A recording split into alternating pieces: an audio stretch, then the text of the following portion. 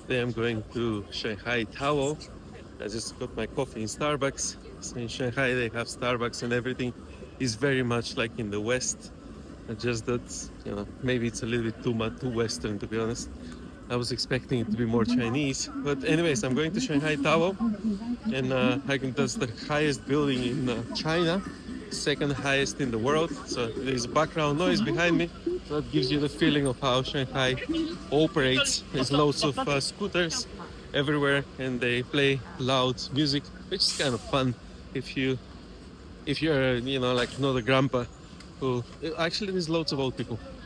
But I'm gonna show you the video from okay, some Vespa. Uh, Actually, probably they're called something else in China. They're not Vespas, scooters probably. So yeah, this is Shanghai. See how it works. In the next video I'm gonna change the camera to show you the buildings. It has surprisingly a lot of high buildings. Some of them it has like a small buildings which are like 10 levels, has medium buildings which are like 30 levels, and it has some really high buildings like 100 plus levels. So now I'm going to one of those, and they're freakingly high. What more about the trip? I'm here because I'm attending a conference. The conference organizer kindly paid for my travel, my flight and the hotel for 2 nights, and they extended the flight. I asked them if I could pay for 10 extra nights for a hotel on my own expense. They agreed. So I have 10 nights in Shanghai, and I couldn't be happier because it took me like a week just to be able to leave the room. Work. It's just work. Like people keep asking things and emails and corrections and marking, and I just couldn't leave the hotel room because of all those. And I'm on a holiday, so academic work is like this. But just to show you, if I can't flip the camera, so you have to deal with my face, because iPhone is so smart that it doesn't allow you to change the camera when you're recording. No, there's no button, and I just missed the traffic lights, so I'll wait for the next one. I'll turn the camera this way, so you see that's some famous temple, religious temple, very popular with Chinese people. That's not even a tall building here. That's a medium building. Uh, that's the China Construction Bank. This temple for some reason is very popular. There's loads of people waiting over there. I only know because the shop is next to it, and I came to buy food for the last few days. But yeah, I'm glad I managed to get out. This is the only thing I can do. I'm gonna treat it like I'm in London. I'm gonna treat it exactly the same. I'm gonna go to the metro station and I'll figure it out. Like if you're a tourist and you go to any big city, the underground has its own breeding system to take you to different parts of the city. And you could take a taxi. Taxis are very cheap. There's an app. They'll come and pick you up. Very safe, very reliable. They're not going to rob you as long as you use the app. It's official taxis.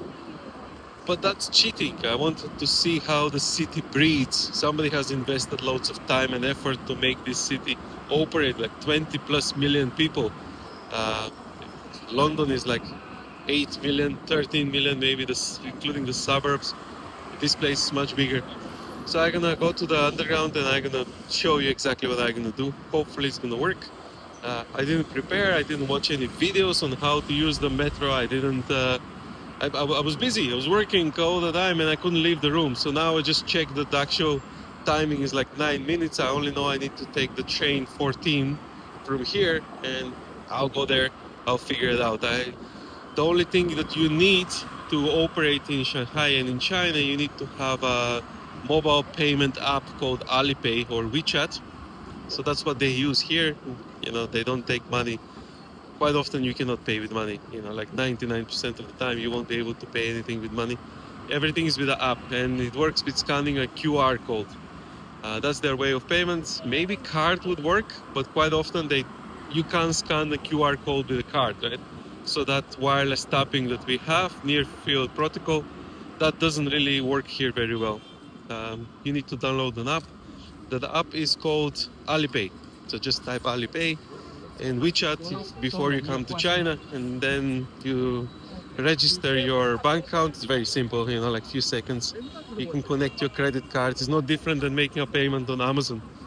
So it's and after that, every time you go to a shop or to a train station, you scan a barcode, and it takes the payment directly from your bank account. That's the first thing that you must have if you're traveling to China. Second thing that you need to have is a translator app, like a really good translating app. Google Translate doesn't work. Google Maps doesn't work. Those are banned. YouTube doesn't work. Um, Nothing actually works here. They have their own versions, which fair enough. Those are companies that they've been criticized around the world for taking too much profit from the users and infringing their data privacy. So here they're taking a different measure. They build their own apps, so they take the money and they they deal with the privacy. So that's a interesting way to deal with it. Maybe European Union should do the same instead of fighting with Google all the time. But now I'm going towards the subway station, and I'm gonna change the camera soon just to show you how it's gonna operate in there. That's an ambulance. There's a very strong security presence everywhere. They're not actually police. They're like private guards.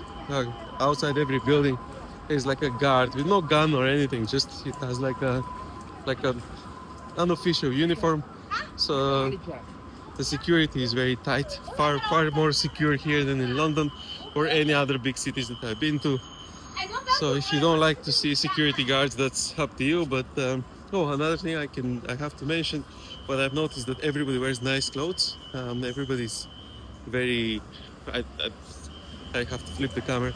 And in Oxford, I walk around like a tramp with the old T-shirts. I picked up a habit from my backpacking days, and I'm gonna uproot that habit now because they look at you like, can you not buy a T-shirt? Like what's the matter with you? Um, and yes, actually, it clicks why. I went to the shop, and maybe when I edit this video, I'm gonna add this screen there. But to buy a cake was like 500 RMB, that's 500 yuan. And to buy a suit online is 130. So you can buy multiple suits for the price of a cake. That's how cheap it is. So when I realized that, now I know why they look at you weird if you wear an old shirt, because who wears an old t-shirt? And especially when I shop in that shop, and you can buy a cake for 500 yuan, so they can't figure you out. They're like thinking like, this guy is buying a cake for 500 RMB. He's spending like tons of money here, which is normal, but he doesn't have, like, I don't know how much is a t-shirt if a suit is 150 RMB, and if you can buy 5 suits for the cost of a cake, like, how many t-shirts can you buy? So people were looking at me weirdly. Now I have a new t-shirt. Like I had a suitcase full. I never wear them. I save them for some reason. I wear the old ones until I can throw them away, but they're kind of difficult to destroy because they last forever if you use them. So I'm gonna throw them in the bin and I'll buy new ones. That's something that I picked up here because people are looking at me weird. They're like, well, why is this guy walking around with that old t-shirt? No, it's not that they're judging you, they can't figure you out. Like you buy expensive things, you walk around shops with gold, and and then you you wear like you dress yourself like a homeless person. But that's something that's quite normal in Oxford. People do that. That's not normal here. Anyways, I'm going to the metro station now, and I'll find a way how to get to that big tower.